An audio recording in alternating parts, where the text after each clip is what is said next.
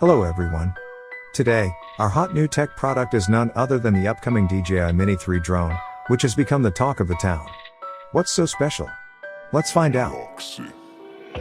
Starting from the estimated release date. DJI Mini 3 is released in the upcoming months of August or September 2021. It is only natural that they're rushing with the release date because of the highly competitive market. And talking about competition, we all know that the company won't be able to put a high price on this drone, which means it would only be around $50 to $100 more expensive than the latest model available these days, which is the DJI Mini 2. The DJI Mini 3 is expected to have better specs, including a more excellent range and better camera quality. People are incredibly hopeful that the DJI Mini 3 will have a better built-in sensor for increased low light performance than the previous model, which would be the selling point of this drone. Moreover, the camera is also expected to have a 4K lens or shooting, which would be the best improvement this product can have, along with a 2x lossless zoom, since this is the least a buyer can expect from at this price range the latest model. Another excellent spec that has been observed in various other drone models is the range and connectivity.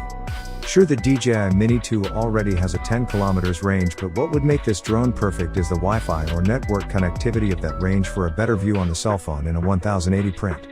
A field like that can make this drone a professional fit for most filmmakers at a very affordable price. And here's the deal-maker expectation of the DJI Mini 3, the obstacle and follow me option or sensor. Many drones have faced failure because of their bad sensors. Mini 3 is expected to have at least 2 front sensors with an obstacle savior and a follow me option. This feature will save your drone from potential harm, and your drone will also be smart enough to follow you for amazing aesthetic shots. Looking at the battery life of this drone, since most specs are standard improvements that every new model should have, we can't say we're very hopeful about a prolonged flight time. However, 34-minute battery life is still the most that can be anticipated. As for now, there hasn't been much of an information leak about the Mini 3, so predicting what is about to come can be a little complicated. However, considering other competitive drones of the same price range in the market, these are the features and specs expected from the DJI Mini 3.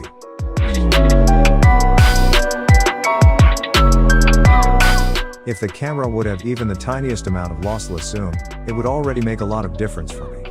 Again, in the Xeno Mini Pro, we can see a very excellent 6x zoom, which is part lossless, which means it's done optically from the lens, and interest from zooming in the software, which reduces image quality.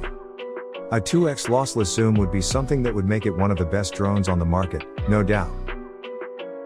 We can't expect a more extended range from the already massive 10 km range of the Mini 2, but there's for the sure potential for improvement by utilizing the OcuSync 3.0 that we've seen in the new DJI FPV drone.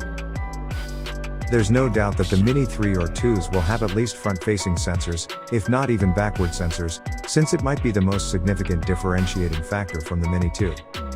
This opens up many possibilities, including the fantastic Active Track 4.0 from DJI, where the drone follows you and avoids obstacles in its way, recently updated with the new DJI Air 2s. It would finally make it a complete drone without flaws. However, we must keep in mind that the original reason for which DJI hasn't added obstacle sensors in the Mini 2 was overheating. If they manage to solve this issue, it should be simple to do it, considering Hubsan has already done it. And if you think the drone might go over 250 grams with that weight addition, think again, because the Mini 2 weighs 238 grams, so there are 12 grams to spare, which is plenty for some obstacle sensors.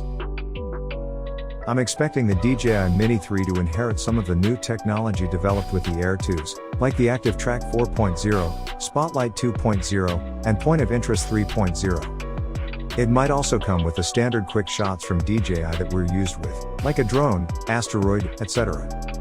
One new flight mode the Mini 3 might add to the mix is the waypoint mode, which can be helpful for certain people.